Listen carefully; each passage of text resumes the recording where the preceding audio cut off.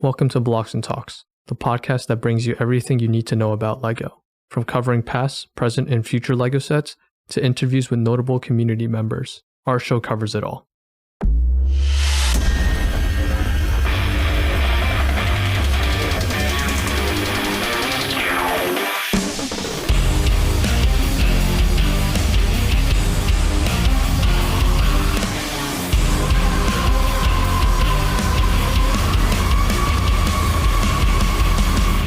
You know, we've referred to Dino 2010 over and over. We've said things, but now I think it's finally time we talk about it.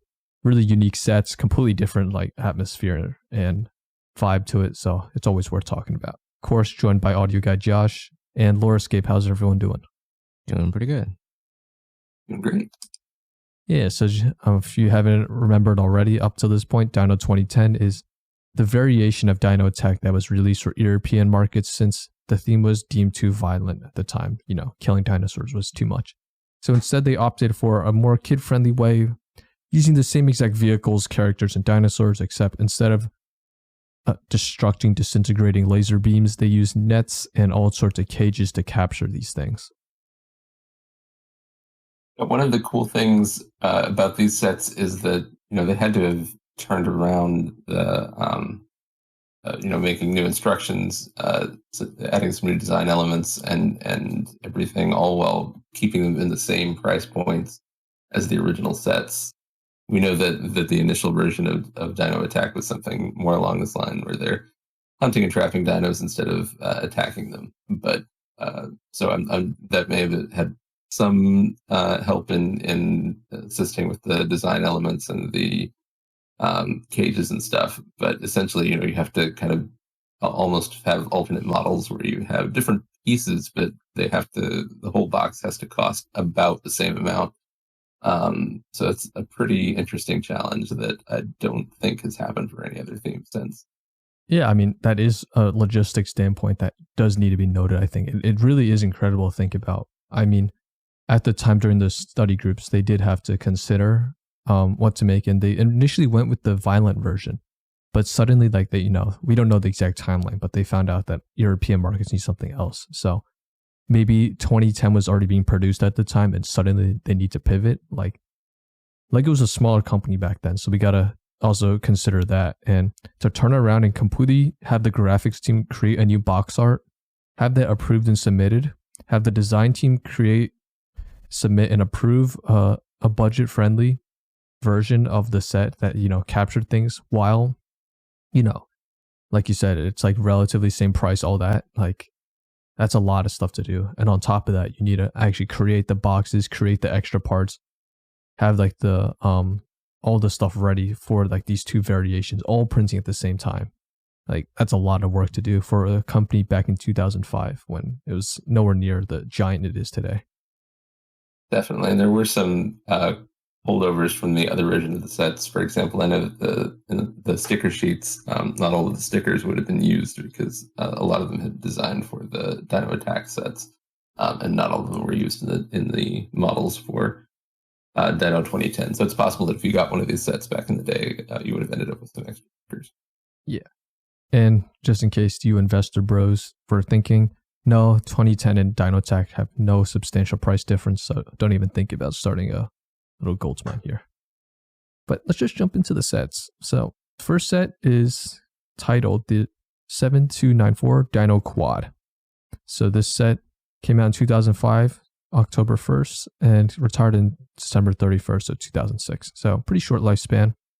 Came with 39 pieces, one minifigure, retailed for around £3.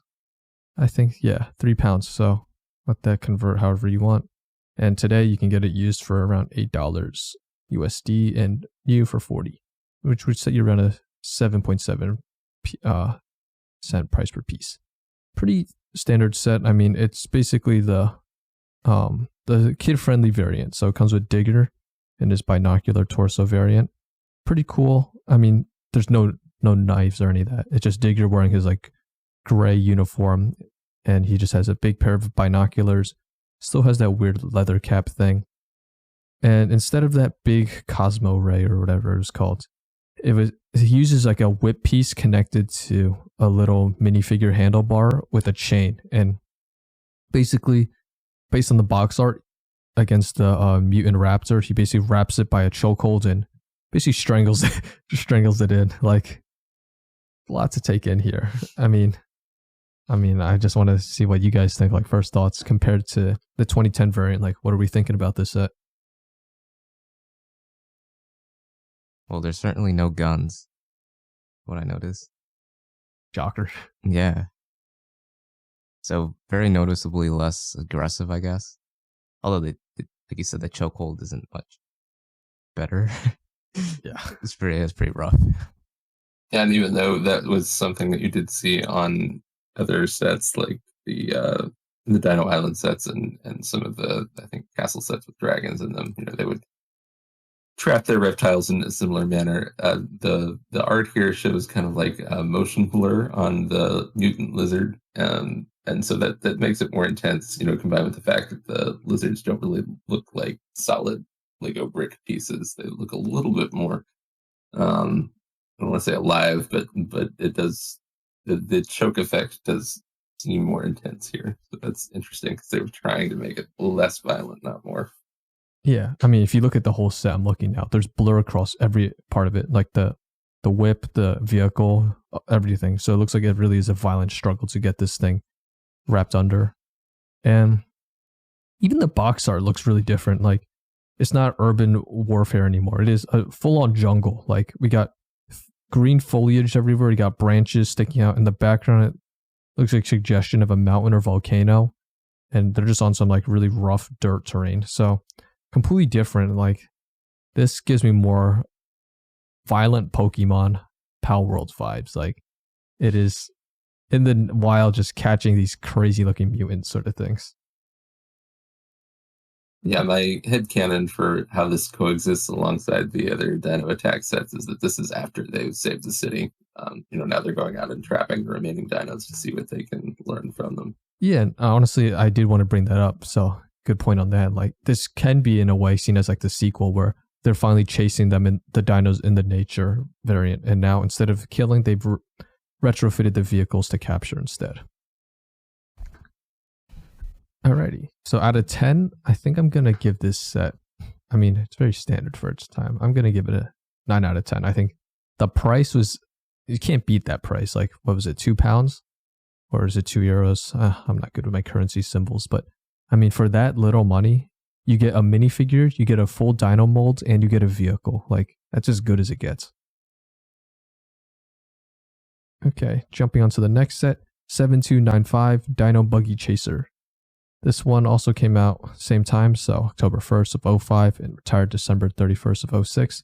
Came with 83 pieces, one minifigure, which is Shadow with the rope torso variant. It set you around £8. I'm just going to stick to pounds. £8 back then. Today, it will be used around $16 and new around $46, which would set you almost a 10-cent price per piece ratio. This set basically is the Steel Sprinter, except, oh wow, that tool looks rough. But it's a more refined looking vehicle, and instead of the big brays, he's using a Lego string with 2 grappling hooks on either end of it, it appears, versus a Raptor. Once again, it sticks to that theme of really raw looking vehicle. You got like, all the exposed mechanics and all that. But I don't know, like, Josh, I know I brought you here to also talk about, the feasibility of catching a dinosaur with these tools. I mean, the first one we kind of mentioned, just like basically wrangling a reptile with like a chain. This one, let's talk velociraptors. Is a rope, I'm going to guess, is a pretty tough one, with 2 grappling hooks going to be enough? Well, I feel like if you switch the Buggy Chaser and the quad, like their matchups, I feel like that would be more feasible, because when I look at the quad, I don't imagine it being as maneuverable and fast enough for a velociraptor, but it would be a lot more, sorry, that's a mutant lizard, but I feel like it would be a lot more effective for a bigger reptile like this one that we see in the Buggy Chaser, and vice versa. I think the Buggy Chaser looks a lot more sleek and faster in general. And what you said about the rope, I feel like if it were, I don't know, something like a titanium cable attached to a harpoon, that would be pretty effective. But the thing about the quad with the chokehold thing, I feel like that's be really difficult to get on a really fast moving lizard. So I don't know how like effective that would be. But harpoon guns, I feel like that would be pretty effective, especially on a faster vehicle. Yeah. And even look at the box art itself. It's the same thing. It's just like the green foliage, ground, raw dirt. And it looks like it is confirmed because this one's a lot clearer. The background is not a mountain, it is a volcano. Mm-hmm. So yeah, they are definitely out there in the jungle. And Shadow's torso, it's just standard non-violent thing. It's just gray uniform, and instead of knives or explosives, he just has a lot of rope. So it looks like his whole thing is like use the rope, throw it with the hook, and kind of, I don't know, grapple him down. Pretty cool set. I mean, Lorescape, do you have any thoughts on this one? I do. I think that this is where the cracks start to show in the whole concept of, I guess, removing the weapons and replacing them with something else. There's really nothing else that the gun is replaced with. Like the tying a string onto two grappling hooks just does not do it for me. That you definitely lost something from the main model in this case. Oh yeah, for certain. Like this does look like a generic buggy with a dude throwing ropes with the grappling hook on a dinosaur. It's really basic. Like there's not even, it doesn't look like there's a mechanism to even hold the ropes. Like it looks like Shadow is quite literally holding in his hands and he's going to just throw it like a bola on the dinosaur. I guess he's got cruise control or something. He's going hands free on this steering wheel. Yeah. This one I'll give a 7 out of 10. I mean, the price still can't be beat for its time for what you get, but it does lose a little bit in the creative department. All right, next is, I remember this set. I don't know why, I just have memories of this one. I remember seeing it. Dino 4WD Trapper, set number 7296. Comes with 283 pieces. Once again, one minifigure. It's Viper with the tool vest torso. Retailed for around 15 pounds. And today we'll set you around $27 US used and 161 new. Wow, really good price per piece ratio. Got 5 cent or 5.3 price per piece ratio. Be good. And this set, for lack of a better term, is probably one of the cooler ones. I think this one is one of the ones where you could genuinely contest that the 2010 variant is cooler or has like a really unique edge to the Dino Attack variant.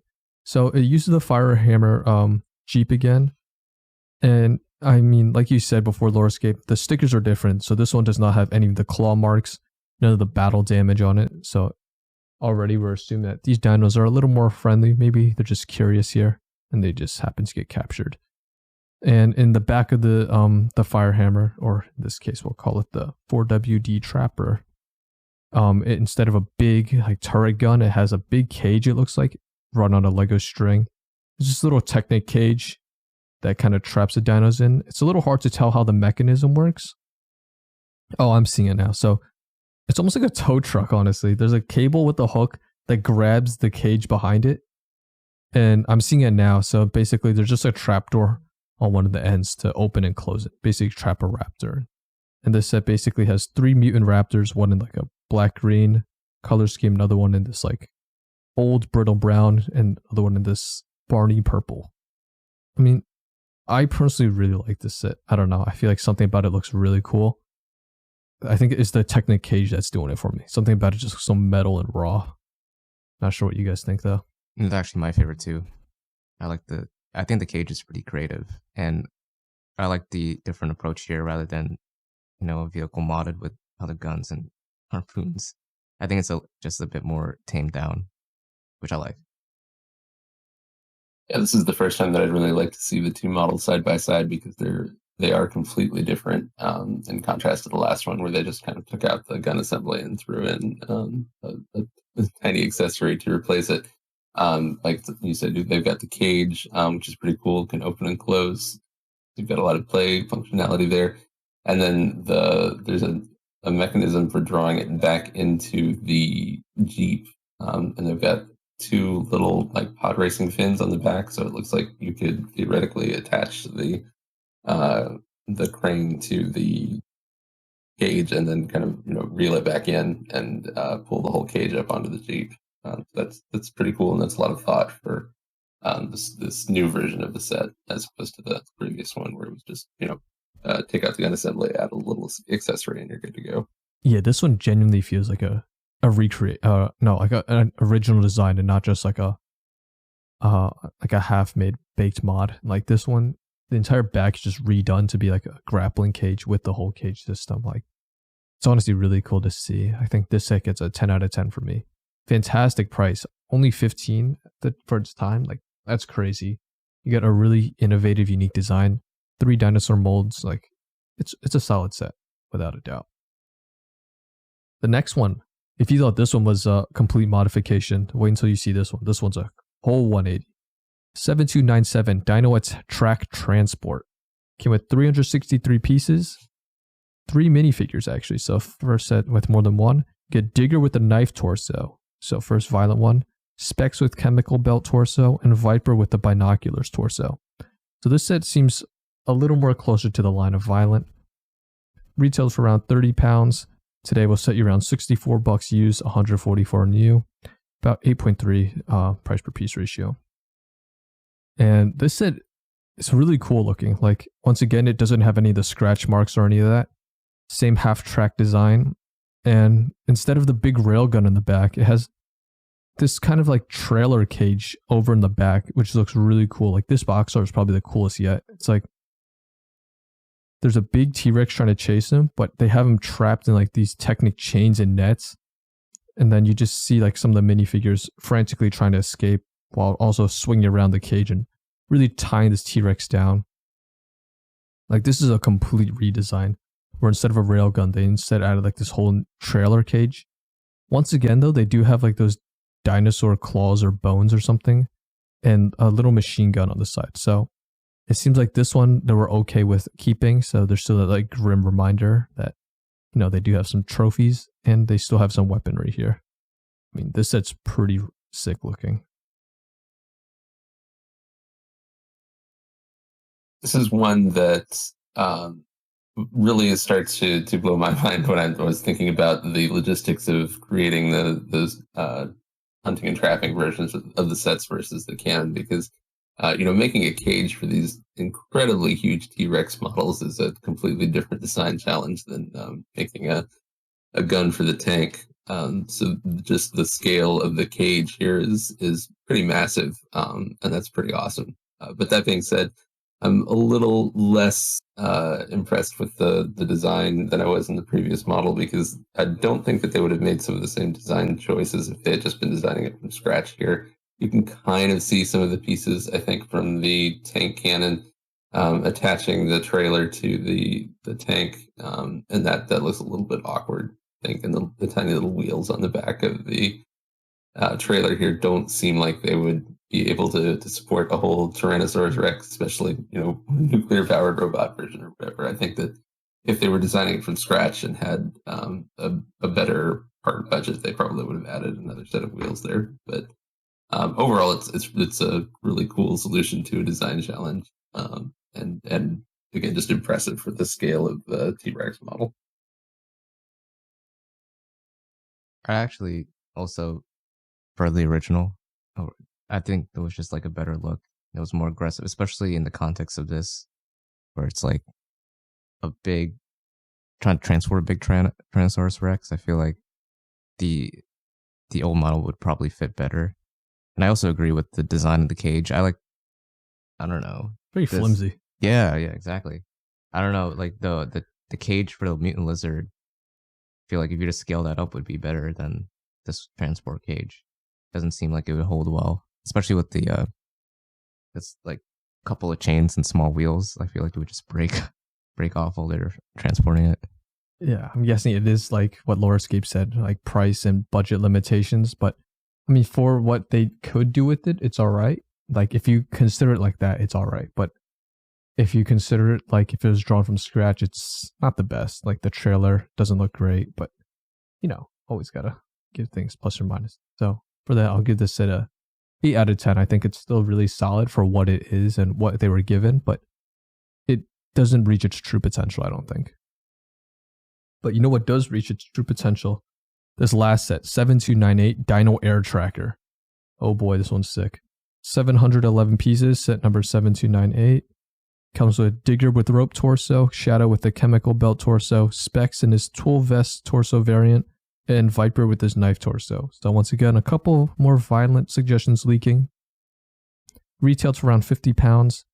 Today we'll set you around 62 bucks used, 175 new, around a 7 price per piece ratio. And oh boy, this one is sick to look at. So once again, you get the big helicopter, almost the same, somewhat the same design, but now you get 2 dinosaurs. I don't remember if the first one did, if I'm going to be honest, but you get a pterodon and you get a big T-Rex. The original did have 2 dinosaurs as well. Okay, my bad on that one, but still you get 2 cool dinosaurs. Almost all the guns have been stripped off this thing, but instead you get a lot of really cool stuff. So if we look in the back here, there's like a grappling hook over where you can like jump down, and there's also a little buggy they added. It's like this little 3-wheeled buggy. Not sure what it's used for, but that's really cool. You got like this anchor at the bottom that looks like it can drop down and really grab something. Up front is where it was really cool. You get this huge Technic cage to fit the dinosaur, which in this art looks like he's breaking free.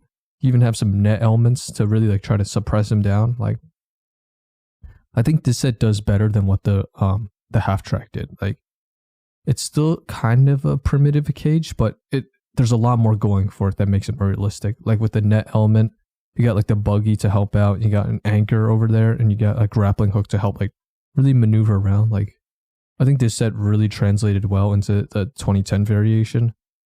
Really solid set. Yeah, again, the size of the cage for these incredibly big T-Rex models is crazy. And the fact that they were able to do that in the same price point, that just blows my mind. And it does work a little bit better here, I feel like, than in the truck one, because the cage is standalone and you have the play feature where some kind of bionicle claw on the bottom of the helicopter where it can zoom in and grab it. So that looks pretty cool. And I'm sure it must have felt like an awesome toy if you're zooming it around as a kid and you're picking up this giant cage with a dinosaur inside. That's awesome. And they've got, looks like some little Sonic dishes in place of some of the more militaristic looking gun emplacements on the back. So that's cool. That's something that I think probably would have suited the backstory a little bit better, even on the Dino Attack sets, than trying to do something that looked a little bit more like a machine gun. But they were trying to amp up the conflict level here. They knew what they were doing. I think there's looks like a wrench too, a giant Fabuland wrench on the side. It wasn't there in the other model. So they did throw in some cool little extras, like you said, like the bike and the 3-wheeler, I should say, and the wrench and some other detailing too. I actually didn't even notice the claw at first. That makes it infinitely cooler. The fact that you can just pick up the cage and fly around with it. So yeah. I'm still a little iffy on the cage because it's no wonder it broke out. Yeah, it's very bare bones. Yeah. But I think that's part of the cool play element. Like if it was too secure, like it's not as fun, I feel like. If it was like a raw cage, you can be as a kid, like trap the dinosaur, have it swing around a bit. Oh, the cage suddenly popped open. Well, now he's free, sort of thing. Like, that's a good point. I think it's really cool. I think this is one of the sets that translated one of the best. Overall, this one gets another 10 out of 10 from me. Price can't be beat for how big of a model it is, and a lot of playability with this thing and creativity designs. Okay, so now here comes the final question. Which is better? Like, do you guys prefer Dino 2010 as a whole or Dino Attack? I think that Dino Attack is a more cohesive theme when you look at the models across the board. You can tell that they were probably, now that I take a closer look at them, you can tell that they were probably originally designed that way. I'm not sure to what extent the original vision for hunting and trapping dinosaurs influenced the 2010 models, but they overall, I think they work better in Dino Attack. That being said, though, I do really have to give some credit to the idea that maybe that conflict level isn't where Lego's at. The older I get, the more I appreciate Lego's attempt to not engage in that kind of level of violence and military sets. I do definitely respect that. So in that sense, Dino 2010 is pretty appealing to me. But that being said, the whole concept of these dinosaurs are that they are kind of technological or mutated, scary animals, and so transporting them to a jungle setting just feels off for these particular dinos. It works better, I think, in Dino 2012. I think they probably recognized that when they came to design those sets. So those dinosaurs look more at home in a jungle environment for sure. But yeah, I think overall for the concept of the theme, Dino Attack works best, but I appreciate the sensibilities. I think the question's a bit subjective because I really enjoyed the designs from Dino Attack, but I feel like they went really all in with the violent approach. That I like how they tamed it back a bit on Dino 10 and took some different approaches to how they would, tackle the dinosaurs with all the creative trapping methods and the cages and stuff. I feel like that was something that might have been missing from Dino Attack, just a strategic way of trying to handle the dinosaur situation rather than brute force, military, lots of guns, which I still love that design, but probably like if there was some way to integrate the two of them, that would have made for very interesting toys. Yeah, no, I totally agree. I think both are really solid. Some hit the mark, some didn't. And I think, like you guys said, I think it was initially made with 2010 in mind. So Attack in mind, not 2010. So 2010 was kind of forced to adapt rather than have its own creative roots, as I'm sure the designs would be a little different to, make the cages and stuff more ideal. So I think both are really good for what they are. Don't think you can really knock one or the other, since it really depends like what you want. Do you want to fight dinosaurs, or do you want to kind of have that interactive like giant dino chase and catch scene? I mean, really cool sets overall. It's great talking with all of you guys. Thank you. It's great talking to you too. Yeah, so don't forget to follow Lorescape on YouTube and check us out on Instagram and YouTube at Blocks and Talks. And with the final episode next time, we're going to be talking about the Dino Attack RPG, one of like the famous ones associated with this and kind of builds on this huge storyline. So we'll have a special guest joining us for that. Hope you guys enjoyed and take care. Till next time.